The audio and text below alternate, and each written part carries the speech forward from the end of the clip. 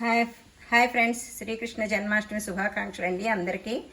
కాయం నేర్చుకుందాం. దానికి కావాల్సిన పదార్థాలు: బెల్లం, పాత బెల్లము, కరక్కాయి, సొంటి, జీలకర్ర, వాము, లవంగాలు, మిరియాలు, ఆవు నెయ్యి, మిక్సీ జార్. ఇవన్నీ ఇంకా 2-3 పదార్థాలు వేస్తారండి కాయానికి. మనకున్న ఇంట్లో సామాన్కి చేసుకోవచ్చు కాయము. ఇవాళ కృష్ణుని నైవేద్యం పెట్టడం కోసం ఇప్పుడు స్టవ్ వెలిగించుకుని మూకుడు వేడెక్కాక వాము వేయాలండి.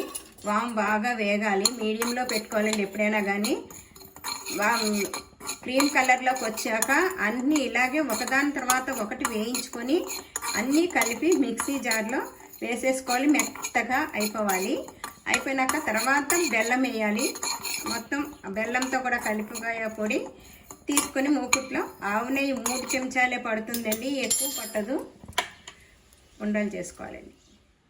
ఇదిగోండి, ఆ పొడంలో మనం మిక్సీ చేసుకున్న పొడంలో 3 చెంచాలు నెయ్యి పట్టిందండి. ఇలా రౌండ్గా ఉండలు చేసుకోవాలి. ఇవి 11 వచ్చాయి క్వాంటిటీకి. 3 చెంచాలు నెయ్యి చాలండి, ఎక్కువ వేయద్దు, జార్ జార్ అయిపోతుంది. చూసుకుని కలుపుకొని ఉండలు చేసుకోవాలి. ఇంతేనండి. దీన్ని తులసి దళం వేసి కృష్ణుడికి నైవేద్యంగా పెట్టచ్చు. ఇవాళ కాయము. సాయంత్రం కూడా కృష్ణాష్టమి చేస్తారు కొంతమంది. ఇదండి కాయం. బాగుంటుంది, కారం కారంగా తీగాను. లైక్ చేయండి, షేర్ చేయండి, సబ్స్క్రైబ్ చేయండి. Thank you.